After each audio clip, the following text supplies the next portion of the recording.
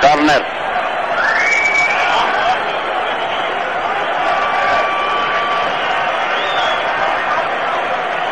Балаков. Чираков и 2-0, великолепно 90-та минута отброява. Браво Наско! 2-0 за България, сега вече всичко е свършено. Втория гол на Наско Чираков на световни финали. Спомняте си какво направи България. Всички от българския лагер са на неговия гръб.